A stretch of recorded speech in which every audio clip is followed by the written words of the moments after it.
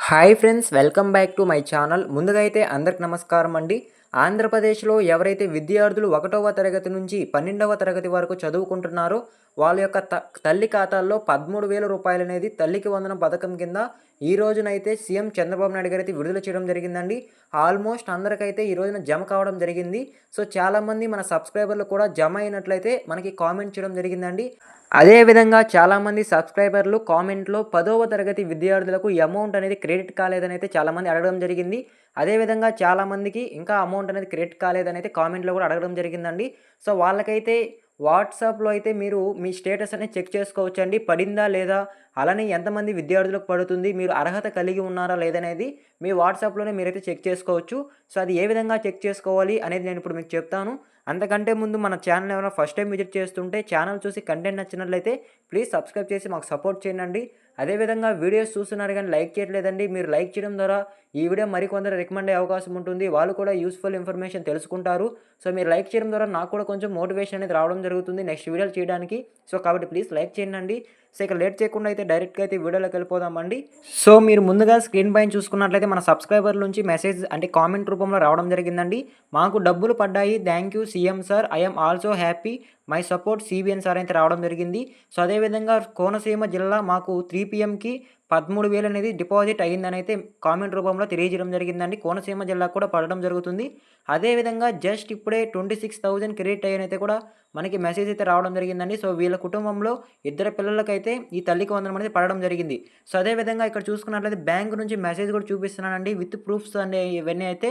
So 13,000 అయితే credit అయింది. So అదేవిధంగా 26,000 అయితే బ్యాంక్ క్రెడిట్ అయినట్లయితే మనకి మెసేజ్ అయితే రావడం జరిగింది. సో ఇది 100% జెన్యూన్ అండి. అదేవిధంగా కాకినాడ జిల్లా మాకు తల్లికి వందనం డబ్బులు మెసేజ్ వచ్చిందని అయితే కామెంట్ చేయడం జరిగింది. సో మెసేజ్ వచ్చినట్లయితే ఖచ్చితంగా డబ్బులనేవి వాళ్ళ ఖాతాలో జమ అవ్వడం జరుగుతుందండి. అదేవిధంగా సార్ ప్రైవేట్ స్కూల్‌కి వాళ్ళకి వస్తాయని అయితే చాలామంది అడుగుతున్నారండి. సో ప్రభుత్వం చేత గుర్తించబడిన ఏ పాఠశాలలో అయినా సరే ఈ తల్లికి వందనం కింద 13,000 అనేది జమ అవుతుంది. సో కాకపోతే మీరు ఒకవేళ ప్రైవేట్ స్కూల్ చదువుతున్నా, నవోదయ, గురుకుల పాఠశాల ఇలా ఏ విధంగా చదువుతున్నా సరే, ఆ స్కూల్ అనేది గవర్నమెంట్ చేత గుర్తించబడి ఉండాలి. సో అప్పుడే తల్లికి వందనం అనేది పడుతుంది. సో మీకు క్లారిటీ అయితే వచ్చిందనుకుంటున్నానండి. సో అదే విధంగా నెక్స్ట్ చూసుకున్నట్లయితే ఈ ఇయర్ 10th క్లాస్ పూర్తి చేసిన మా అబ్బాయికి ఈ అమౌంట్ రాలేదు. ఇప్పుడు ఫస్ట్ ఇయర్ ఇంటర్‌లో జాయిన్ అయ్యాడు. వీళ్ళకి ఎప్పుడు ఇస్తారనైతే అడిగారండి కామెంట్‌లో అయితే. సో ఇదైతే ఒక మంచి కామెంట్ అండి. సో చాలామందికి 10th అయిన వాళ్ళకైతే ఈ అమౌంట్ అనేది పడట్లేదండి. సో మా ఊరు అంటే మా విలేజ్‌కి సంబంధించి కూడా ఒక అబ్బాయి అయితే 10th క్లాస్ పూర్తి చేసుకున్నాడు. సో ఈ అమౌంట్ అనేది పడలేదు. వాళ్ళ ఇంట్లో ఇద్దరు ఉన్నారు. సో ఒకరికి మాత్రమే 13,000 అనేవి క్రెడిట్ కావడం జరిగింది. సో 10th క్లాస్ అబ్బాయికి పూర్తి అయిన అబ్బాయికి ఎందుకు పడలేదు అనే విషయానికి గనుక వచ్చినట్లయితే సో అబ్బాయి ఇప్పుడే 10th క్లాస్ పూర్తి చేసి ఉంటారు కాబట్టి ఇంటర్‌లో జాయిన్ అవుతున్నాడు కాబట్టి సో కాలేజీలో అడ్మిషన్ వేసిన తర్వాత వాళ్ళకైతే ఈ తల్లికి వందనం పథకం కింద 13,000 అనేది జమ అవుతుంది. సో నెక్స్ట్ మంత్‌లో అయితే ఈ 13,000 అనేది పడే అవకాశం ఉందని అయితే రాష్ట్ర ప్రభుత్వం నుంచి మనకి ఇన్ఫర్మేషన్ అనేది రావడం జరిగిందండి. సో మీకు క్లారిటీగా అయితే అర్థమైంది అనుకుంటున్నాను. సో అదే విధంగా ఈ 10th క్లాస్ పిల్లలతో పాటు సో ఇప్పుడు ఎవరైతే 1వ క్లాస్ జాయిన్ అవుతున్నారో అడ్మిషన్స్ ఇచ్చి ఉన్నారో వాళ్ళకి కూడా ఇప్పుడు ఇంటర్ జాయిన్ అవుతారు కదా 10th క్లాస్ అయిపోయిన వాళ్ళు. సో వాళ్ళకి ఇప్పుడు 1వ తరగతి అడ్మిషన్ ఇచ్చి ఉన్న వాళ్ళకి 13,000 అనేది క్రెడిట్ అవుతుంది. సో నెక్స్ట్ మంత్ నుంచి అయితే క్రెడిట్ అయ్యే అవకాశం అయితే ఉంటుందండి అడ్మిషన్ ఇచ్చిన తర్వాత అయితే. సో మీకు క్లారిటీగా అయితే అర్థమైంది అనుకుంటున్నాను. సో ఇది ఒక మంచి కామెంట్ దానికి తగ్గ రిప్లై కూడా ఇచ్చాను అని అనుకుంటున్నానండి. సో మీకు ఏదైనా డౌట్స్ ఉంటే కామెంట్ చేయండి. సో అదే విధంగా ఇప్పుడైతే వాట్సాప్ గవర్నమెంట్‌లో మీరు మీ యొక్క డీటెయిల్స్ అనేవి ఏ విధంగా చెక్ చేసుకోవాలి? సచివాలయంకెళ్ళి అక్కడ చెక్ చేసుకోవాల్సిన అవసరం అయితే లేదండి. సో మీ మొబైల్‌లోనే మీరు చెక్ చేసుకోవచ్చు. అది ఏ విధంగా చెక్ చేసుకోవాలనేది నేను చెప్తాను. ఒకసారి చూడండి. సో మీరు ముందుగా స్క్రీన్ పైన చూసుకున్నట్లయితే ఇదేనండి రీసెంట్‌గా రాష్ట్ర ప్రభుత్వం ప్రవేశపెట్టిన ఏపీ వాట్సాప్ గవర్నమెంట్ ఛానల్ అయితే. సో ముందుగా మీరు వాట్సాప్ ఓపెన్ చేసి గవర్నమెంట్ ఛానల్ నెంబర్ అనేది ఫీడ్ చేసుకొని ఆ నెంబర్‌కి హాయ్ అని అయితే మెసేజ్ అనేది పంపించాల్సి ఉంటుంది.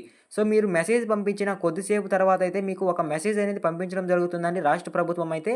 సో మన మిత్ర వాట్సాప్‌కి స్వాగతం. మీరు ఒక సేవనైతే ఎంచుకోండి అని అయితే ఒక మెసేజ్ అయితే రావడం జరుగుతుంది. నేను మార్క్ చేస్తున్నాను ఒకసారి చూడండి.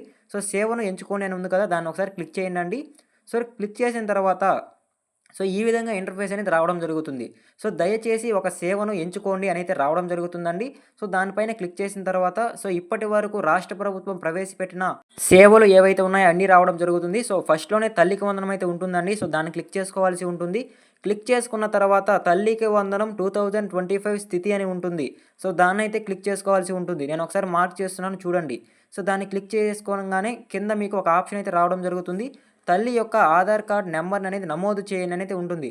సో ఇక్కడ చాలామందిలో డౌట్ ఉంటుందండి. ఒకవేళ తల్లి లేకపోతే ఎవరి ఆధార్ నెంబర్ అనేది ఎంటర్ చేయాలని అయితే సో వాళ్ళకి గార్డియన్‌గా ఎవరైతే ఉంటారో వాళ్ళ యొక్క ఆధార్ కార్డ్ అనేది నమోదు చేయొచ్చు.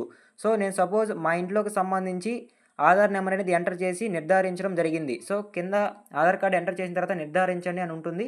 సో నిర్ధారించిన తర్వాత ప్రభుత్వంకైతే ఒక మెసేజ్ అయితే వెళ్ళడం జరుగుతుందని మన ఫోన్‌లో నుంచి అయితే. సో వాళ్ళు దాన్ని పరిశీలించి మనకి ఒక మెసేజ్ రూపంలో అయితే దాన్ని పంపించడం జరుగుతుంది. సో ఇక్కడ ఏం చెప్తున్నారంటే ముందుగా అయితే ఎవరైతే తల్లి ఉంటారో వాళ్ళ పేరనేది రావడం జరుగుతుంది. సో ఆ తర్వాత మీరు ఒక చైల్డ్ కోసం తల్లికి వందనం పథకానికి అర్హులు. రూ. 13,000 మీ రిజిస్టర్ బ్యాంక్ ఖాతాకు బదిలీ చేయబడిందనైతే మనకి మెసేజ్ అనేది పెట్టడం జరుగుతుంది వాట్సాప్ గవర్నమెంట్ ఛానల్‌లో అయితే. సో ఈ విధంగా అయితే మీరు మీ మొబైల్‌లోనే వాట్సాప్ గవర్నమెంట్ ద్వారా మీది పేమెంట్ అనేది పడిందా లేదా, ఎంతమంది విద్యార్థులకు పడుతుంది అనేది చెక్ చేసుకోవచ్చు. ఒకవేళ గనక మీ ఇంట్లో ఇద్దరికి గనక అర్హులుగా ఉంటే సో ఇద్దరికని రావడం జరుగుతుంది. అదే ఒకవేళ ముగ్గురు ఉంటే ముగ్గురు అనేది రావడం జరుగుతుంది. సో ఈ విధంగా అయితే మీరు మీ మొబైల్‌లోనే తెలుసుకోవడానికైతే అవకాశం అయితే ఉంటుంది. సో మీకు క్లారిటీగా అయితే అర్థమైంది అనుకుంటున్నానండి.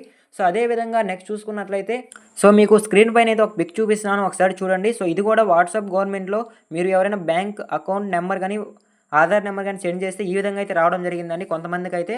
సో మీరు తల్లికి వందనం పథకానికి అర్హులు కాదని అయితే తెలియజేయడం జరిగింది. కారణం చూసుకున్నట్లయితే హౌస్ హోల్డ్ హ్యావింగ్ అలానే 4 వీలర్ వెహికల్స్ అనేవి మీ దగ్గర ఉండడం వల్ల ఈ పథకానికి అనర్హులైతే తెలియజేయడం జరిగింది. అలానే నెక్స్ట్ చూసుకున్నట్లయితే మీ ఎన్‌పీసీఎల్ స్థితి నిష్కతంగా ఉంది. ఎన్‌పీసీఎల్ యాక్టివేషన్ కోసం అవసరమైన ప్రక్రియను పూర్తి చేయడానికి దయచేసి మీ బ్యాంక్ శాఖను స్వయంగా సందర్శించండి అయితే ఇక్కడ ఇవ్వడం జరిగింది. సో చాలామంది ఈ విధంగా కొంతమందికి రావడం జరుగుతుంది. సో ఎవరికంటే హౌస్ హోల్డ్ మ్యాపింగ్ అనేది సరిగా ఉండకపోవడం వల్ల, అదేవిధంగా 4 చక్రాల వాహనాలు ఉండడం వల్ల, అదేవిధంగా ఎన్‌పీసీఎల్ అనేది మీరు కరెక్ట్‌గా ఫిల్ చేసుకోకపోవడం వల్ల అయితే ఈ తల్లికి వందనం పథకానికైతే అనర్హులుగా అయితే చూపించడం జరిగింది.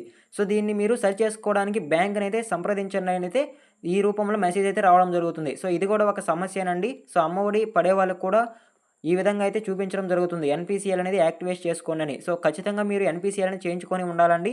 సో మీకు క్లారిటీగా అయితే అర్థమైంది అనుకుంటున్నానండి. సో నేను ఈ వీడియోలో మీకు మన సబ్స్క్రైబర్స్ నుంచి వచ్చిన కామెంట్స్‌ని ఎక్స్‌ప్లెయిన్ చేశాను. తల్లికి వందనం పడిందా లేదని, అలానే 10వ తరగతి విద్యార్థులకు పడట్లేదని అయితే చాలామంది అడగడం జరిగింది.